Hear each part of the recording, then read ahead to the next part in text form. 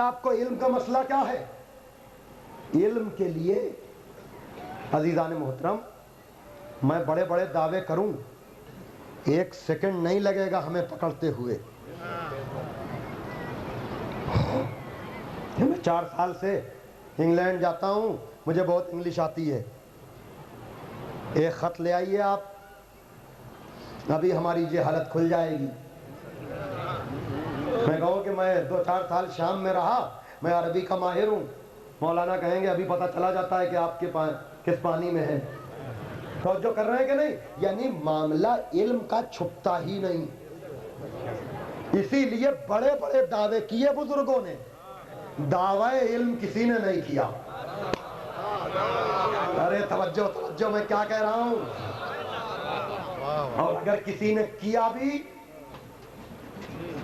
ایک عورت اس نے بے نقاب کر دیا۔ جائیے مولانا مفتی جعفر حسین صاحب کا ترجمہ پڑھیے گا نہج البلاغہ میں، اور سلونی کی جہاں بات ہے وہاں جا کر آپ دیکھیے گا تو آپ کو پتہ چلے گا کہ ایک صاحب کو جوش آ گیا، انہوں نے کہا کہ جو پوچھنا ہے ہاں زمین کی پوچھو، آسمان کی نہ پوچھنا۔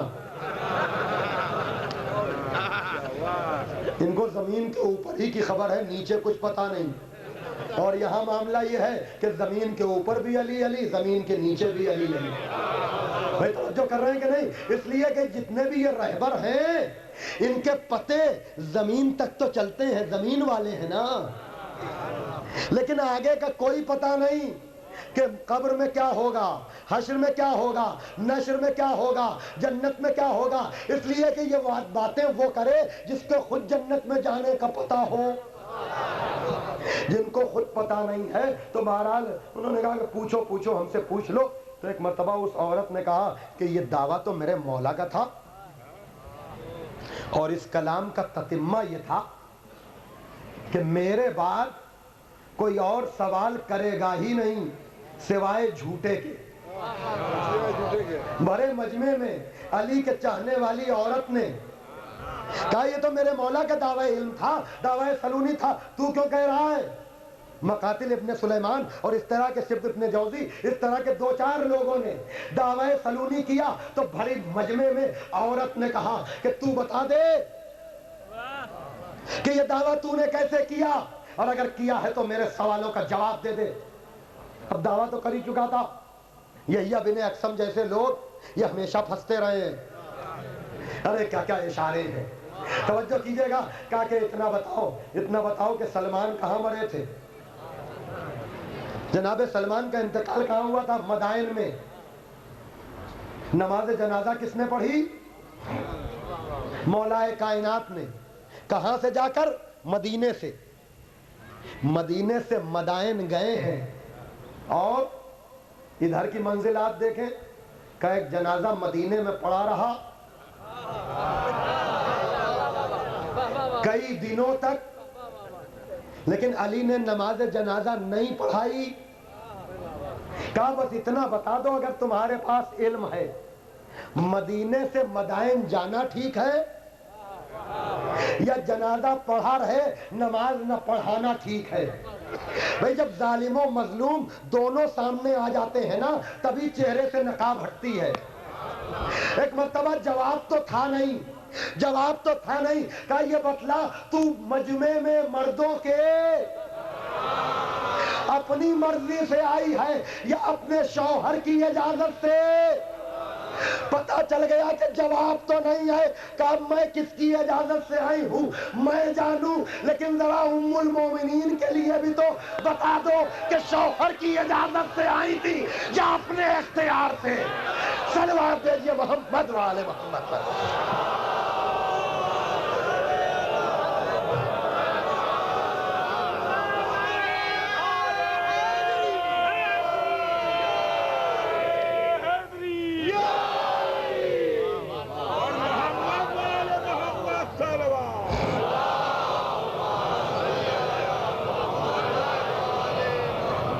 تو فضیلت علم چھپتی نہیں ہے اور جہالت بھی کبھی نہیں چھپتی۔ بھائی توجہ کیجئے گا، دیکھیے امامت کا معجزہ یہ ہے کہ 12 امام، میں نے کہا نا 14 تصویریں ہیں اور یہ 14 تصویریں محیط ہیں۔ اگر غیبت صغریٰ کو بھی آپ شامل کر لیں تو پھر جا کر کے تقریباً 330 سال کی عمر بنتی ہے چہاردہ معصومین کی۔ جس منزل پر میں آپ کو لے آیا علم کے حوالے سے، اور بڑی آہستگی سے کہہ کر میں گزر جاؤں گا، یعنی جہالت کھولنے کے لیے 2-4 گھنٹے کافی ہوتے ہیں۔ 2-4 گھنٹے میں پتہ چل جاتا ہے کہ کون کتنے پانی میں ہے۔ لیکن ہم یہ کہہ رہے ہیں کہ امامت کی عمر، توجہ کیجئے گا، ظاہری طور پر چہاردہ معصومین کی یعنی آخری نبی کی نبوت کے ساتھ 330 برس ہے۔ 320 ہجری میں غیبت کبریٰ ہے اور اس کے پہلے 10 ہجری وہ بھی شامل کر لے 12، تو 330 سال۔ بھائی دعوی علم کے لیے کہ کوئی تو اتنے دنوں میں کہتا کہ ہم نے فلاں امام سے یا آخری نبی سے فلاں سوال پوچھا، انہوں نے جواب نہیں دیا، لیکن پورے 330 سال میں کسی کا یہ نہ کہنا کہ انہوں نے نہیں بتایا۔ بھئی یہ علم کا پتہ دے رہا ہے کہ نہیں؟ بھئی توجہ کیجئے گا، لیکن آپ یہ بتائیں انہوں نے کبھی کسی سے کچھ پوچھا؟ بھئی کوئی تاریخ نہیں بتا سکتی کہ آخری امام تک کسی نے کسی سے کچھ پوچھا ہو۔ اور اب دوسروں کو بتا دو کہ کون ایسا ہے جنہوں نے ان سے نہ پوچھا ہو۔ ارے چھوٹوں کو چھوڑیے، بڑوں نے کہا کہ اگر علی نہ ہوتے تو میں ہلاک ہو جاتا۔ صلوات دیجئے محمد و آل محمد پر۔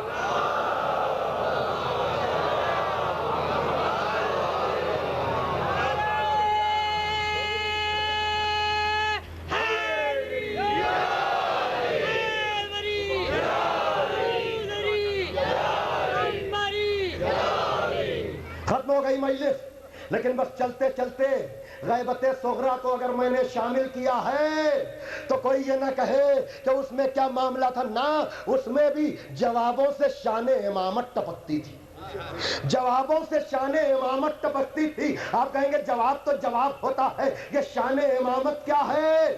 تو بھیا کوئی بھی عالم علم حاصل کرے گا، اس سے اس کے مطابق سوال ہوگا تو جواب دے گا، یہ شان علم ہے۔ یعنی سوال ہو اور جواب دیا جائے یہ شان علم ہے، اور سوال نہ ہو اور جواب دیا جائے یہ شان امامت ہے۔ اس لیے کہ جب آخری امام کے پاس نواب اربع میں سے کوئی سوال لے کر جاتا تھا سائل کا، تو آخر میں یہ لکھا ہوتا تھا کہ تم نے اتنے سوال تو پوچھ لیے، یہ ان کا جواب ہے اور یہ اس سوال کا جواب ہے جو تمہارے ذہن میں تو تھا لیکن تم نے پوچھا نہیں۔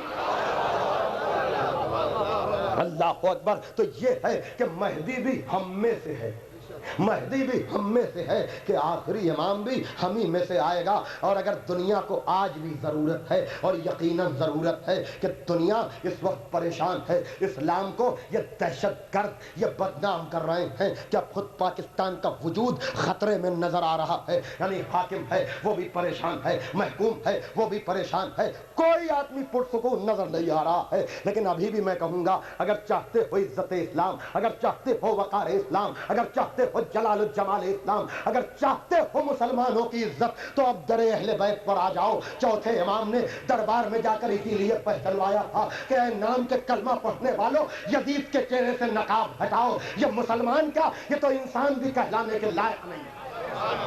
اور اگر تم کو اپنے کلمے کی لاج رکھنا ہے تو ہم اہل بیت سے وابستہ ہو جاؤ۔ ہتھکڑی نہ دیکھو، بیڑی نہ دیکھو، گلے میں توقے خاردار نہ دیکھو۔ اگر تمہیں عزت چاہیے ہے تو میرا علم دیکھو، اگر تمہیں وقار چاہیے ہے تو میرا علم دیکھو، اگر تمہیں سکون چاہیے ہے۔ اور آج بھی یہ آواز آ رہی ہے، اقبال نے آواز دی کہ بڑھ کے خیبر سے ہے یہ مارکہ دین و وطن، بڑھ کے خیبر سے ہے یہ مارکہ دین و وطن۔ اس زمانے میں کوئی حیدر کرار بھی ہے، اس زمانے میں کوئی حیدر کرار بھی ہے۔ اور عزیزان محترم، آپ پریشان نہ ہوں، آپ گھبرائیں نہیں، یہ نہ سوچیں کہ کیسی گفتگو چھڑ گئی، نہیں، یہی اصل پیغام تھا ہمارے چوتھے امام کا کہ ظالموں پر مظلوم بن کر فتح حاصل کرو، اس لیے کہ وہاں طاقت سے نہیں، وہاں صبر سے جنگ جیتی جا رہی تھی۔ اور یہی وجہ ہے کہ ہم صبر کا دامن آج بھی ہاتھ سے نہیں چھوڑنا چاہتے ہیں۔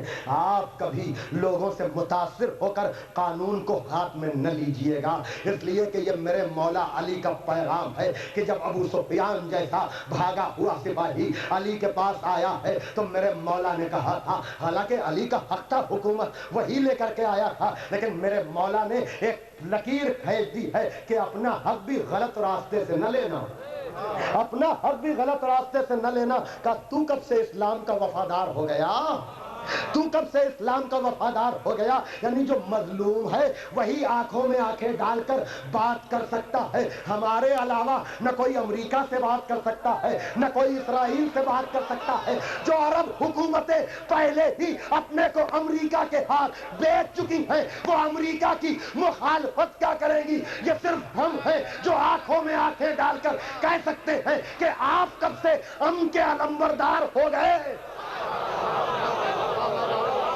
صرف ہم ہیں، اس لیے کہ جب شام کے امیر نے دیکھیے وہی منظر، ہاتھوں میں ہتھکڑیاں، پیروں میں بیڑیاں، گلے میں توقے خاردار، منبر پر امام، یہ تاریخ ہے کہ شام کے امیر یزید کے باپ نے خط میں لکھا کہ اے علی تم ہم سے کیا مقابلہ کرو گے؟ تمہارے گلے میں تو رسی باندھ کر ایسے پھرایا جا رہا تھا جیسے کوئی اونٹ کو پھراتا ہے۔ تو ایک مرتبہ میرے مولا نے کہا، تو نے رلاتے ہوئے مجھے ہنسا دیا، تو میری برائی کرنا چاہتا تھا لیکن حقیقت میں تو میری تعریف کر گیا۔ اے شام کے امیر، یہ تو بتا کہ مظلوم ہوتے ہوئے، حق پر ہوتے ہوئے ایک مسلمان کا مظلوم ہونا، اس میں عیب کیا ہے؟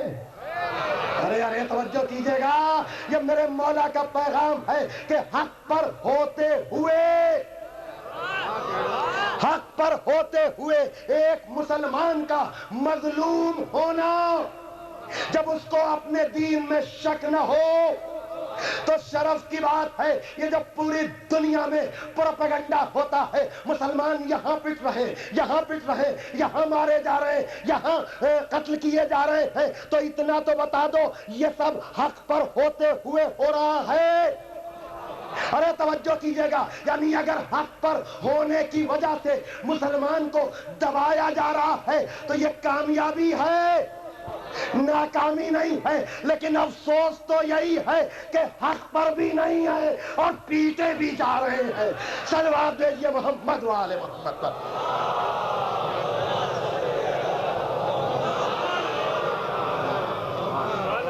آخری جملہ جو پوری دنیا میں عام کر رہا ہوں کہ جب تک، یہ ذاکر نائک کے بعد میں نے جملہ کہا ہے کہ جب تک یونانی مذہب بغیر ملاوٹ کے دنیا یزید سے اظہار برات نہ کرے گی، اس وقت تک اس کے دامن سے ظلم کا داغ مٹ نہیں سکتا۔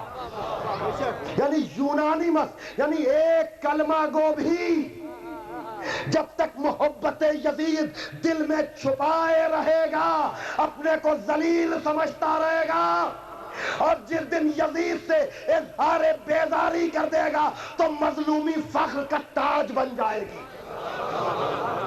پھر ہمیں ڈر نہیں رہے گا، پھر ہمیں خوف نہیں رہے گا۔ بس عزیزان محترم، میں نے گفتگو کو تمام کر دیا۔ میں آ گیا اس منزل پر جہاں تک آپ کو لانا چاہتا تھا کہ آپ دیکھیں سید سجاد منبر پر گئے اور ابھی خطبہ تمام بھی نہیں ہوا تھا کہ اذان کا سہارا لیا گیا، اس لیے کہ اب تاب ضبط نہ تھی، اب برداشت نہیں ہو رہا تھا، اب جو ہے کوئی بھی راہ نظر نہیں آ رہی تھی، تو بکے ہوئے مؤذن کو بلایا گیا۔ لیکن متاثر وہ ہو جو حقیقتوں کو جانتا نہ ہو، یہ اسی کا تو پوتا ہے جس نے صفین میں نیزوں پہ قرآن دیکھے تھے۔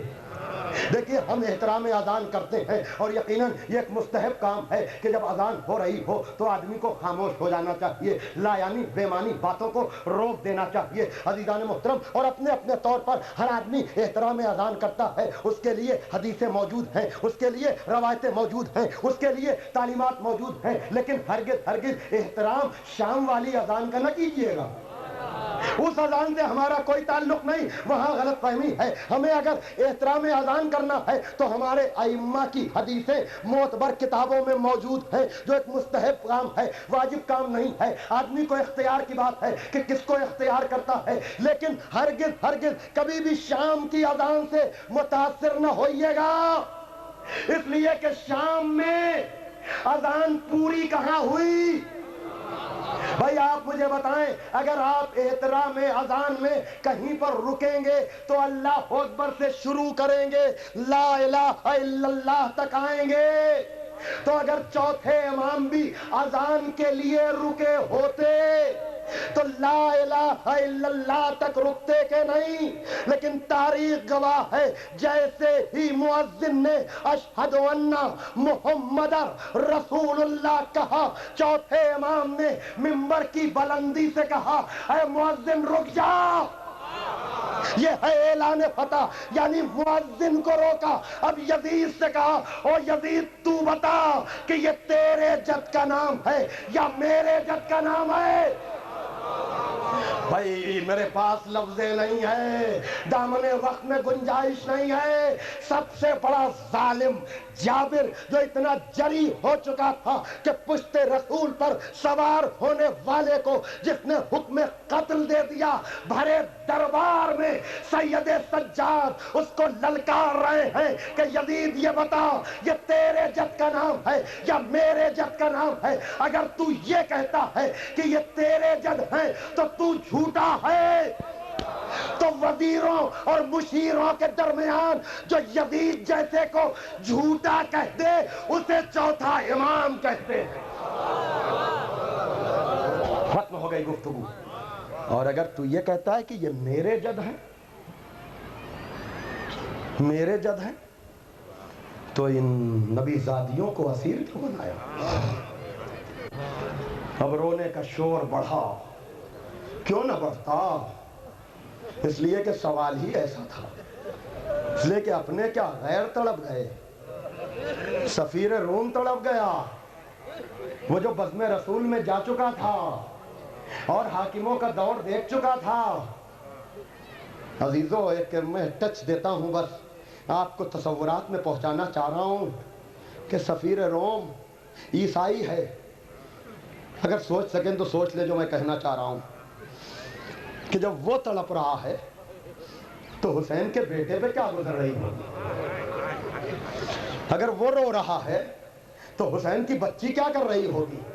ہر چیز کتاب میں لکھی نہیں ہوتی، کچھ چیزیں سمجھی جاتی ہیں کہ جب غیر تڑپ رہا ہے، وہ برداشت نہیں کر پا رہا ہے اور کہہ رہا ہے کہ یزید اس خیزران کی چھڑی کو ہٹا لے، کانٹوں بھری چھڑی کو ہٹا لے، حسین کے دندان مبارک سے گستاخی نہ کر، اس لیے کہ میں نے خود دیکھا ہے کہ نبی ان لبوں کو بوسہ دیا کرتے تھے۔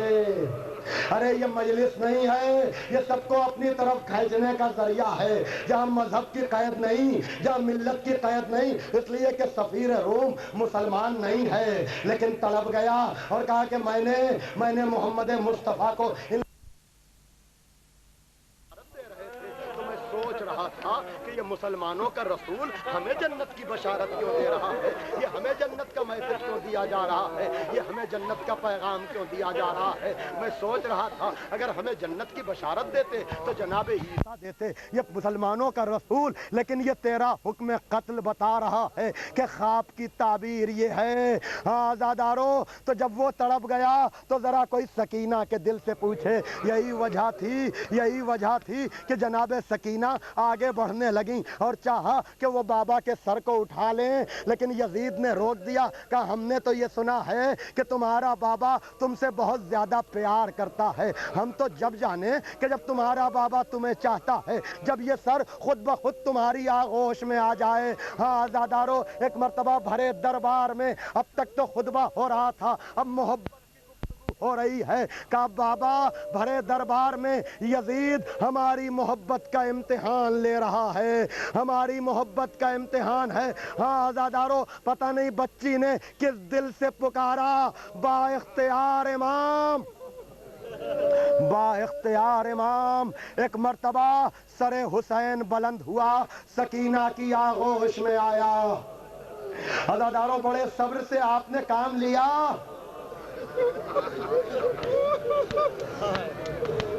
یہ ہے محبت۔ آپ تڑپ رہے تھے نا کہ پیچھے تک آواز نہیں جا رہی تھی، ارے مجلس حسین تھی تو آپ تڑپ گئے، ذکر حسین تھا تو آپ تڑپ گئے، یعنی اس میں کوئی خلل نہیں چاہتا ہے۔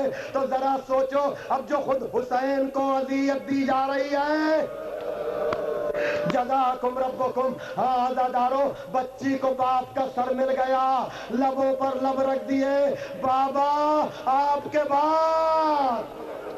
ہاں آزادارو، بس اب چلتے چلتے دو چار جملے کہ یہ تو دربار کا مرحلہ تھا، یہ تو دربار کا مرحلہ تھا، لیکن اب دربار کے بعد ان کو قید کر دیا گیا۔ اب جناب سکینہ ہے، کربلا کی یاد ہے، قید خانے کا دروازہ ہے، اڑتے ہوئے پرندے ہیں، سکینہ کا سوال ہے، اور پھر ان بیویوں کا اب جانا ہے کربلا کی طرف۔ عزیزو، بڑی یاد آتی ہے مجھے جب میں یہ منظر سوچ لیتا ہوں، اس لیے کہ جب بھی کوئی زیارت کرنے کے لیے جاتا ہے، ارے ابھی میں مجلس میں آنے سے پہلے کبھی جناب زینب کے روضے پر، کبھی مولا حسین کے روضے پر، آپ بھی جب جائیں گے تو انداز یہی ہوتا ہے اور یہ دعا ہوتی ہے، پھر آنا ہو، پھر آنا ہو، پھر آنا ہو۔ لیکن عزادارو، کربلا میں سب واپس گئے ہیں سوائے سکینہ کے،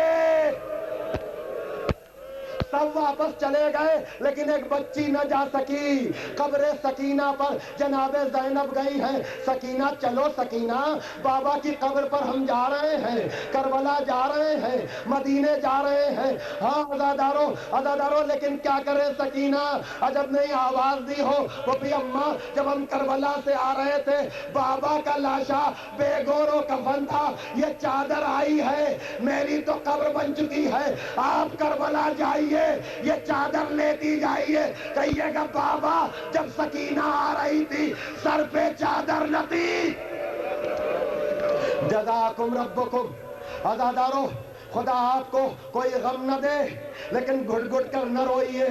عزیزو، آپ تو دور دور سے آئے ہوئے ہیں، ارے یہاں نہ روئیں گے تو کہاں روئیں گے؟ بی بی زینب کا روضہ سامنے ہے، مولا عباس سو رہے ہیں، مولا عباس کی شبیہ سامنے ہے روضے کی، مولا حسین ادھر سے ادھر، ادھر سے ادھر، ارے انوار آتے ہیں۔ تو جب سادے دنوں میں تو یہ تو مجلس ہو رہی ہے، بی بی زینب آئیے، مولا عباس آئیے، مولا حسین آئیے۔ کاش چھوٹا سا روضہ صحیح، یہاں بی بی سکینہ کا بھی روضہ۔ ہاں، اس لیے کہ زینب کا مزار ہو، اس کی شبیہ ہو اور سکینہ کی شبیہ نہ ہو تو عجیب سا احساس ہوتا ہے۔ کیوں؟ اس لیے کہ قبر سکینہ پہ جا کر کہا کہ سکینہ، اگر مجھے کربلا جانا نہ ہوتا تو میں تمہیں تنہا چھوڑ کر نہ جاتی، اگر مجھے نانا کو جا کر پرسہ دینا نہ ہوتا تو میں تمہیں تنہا نہ چھوڑتی، لیکن سکینہ گواہ رہنا، زینب تمہیں تنہا نہ چھوڑے گی، زینب تمہیں تنہا نہ چھوڑے گی۔ جس شام میں تمہارا روضہ بنا ہوا ہے وہی پھوپھی آ کر ہمیشہ کے لیے سو جائے گی۔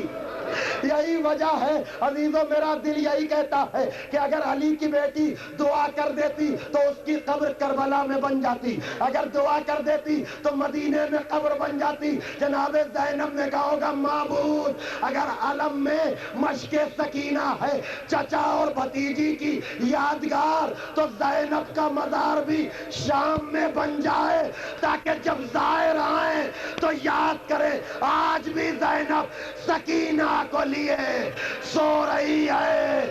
بی بی زینب سلام، بی بی سکینہ سلام، مولا عباس عزاداروں کا پرسا، مولا حسین عزاداروں کا سلام، الا لعنت اللہ علی القوم الظالمین، سیعلم الذین ظلموا ای منقلب ینقلبون۔ پروردگارا ہماری اس مختصر سی عبادت کو شرف قبولیت عطا فرما۔ پروردگار عالم جہاں جہاں بھی تیرے نبی اور ولی کے نام لینے والے ہیں ان کی جان و مال، عزت و آبرو کی حفاظت فرما، بالخصوص مومنین عراق کی حفاظت فرما، اور ان شبیہوں کی زیارت کرنے آنے والوں کو روزوں کی زیارت کے شرف سے بھی مشرف فرما کہ یہ مجمع اسی طرح سے مولا عباس، مولا حسین، بی بی زینب کے روزوں پر بیٹھ کر بھی مجلس کریں، ان کو حاضری کے شرف سے مشرف فرما، آنے والوں کی دلی مرادوں کو پورا فرما، حاضرین میزبانیان مجالس کی دلی مرادوں کو پورا فرما، ہمارے اس پرسے کو بارگاہ زہرا اور بارگاہ امام زمانہ میں شرف قبولیت عطا فرما، سرکار کے ظہور میں تاجیل، اور ہمیں اس لائق بنا دے کہ ہمارا شمار بھی ان کے انصار و آوان میں ہو سکے۔ اللہم تقبل منا انکا انت السمیع العلیم۔ ماتم حسین۔